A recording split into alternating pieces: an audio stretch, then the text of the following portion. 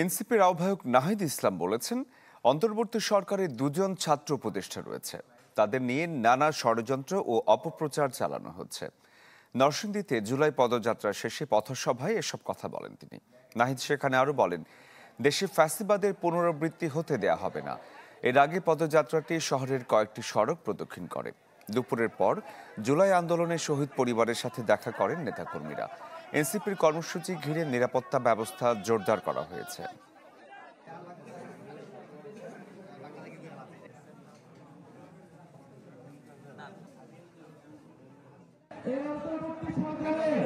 আমাদের দুইজন ছাত্র উপদেষ্টা রয়েছে এবং এই দুইজন ছাত্র উপদেষ্টাকে নিয়ে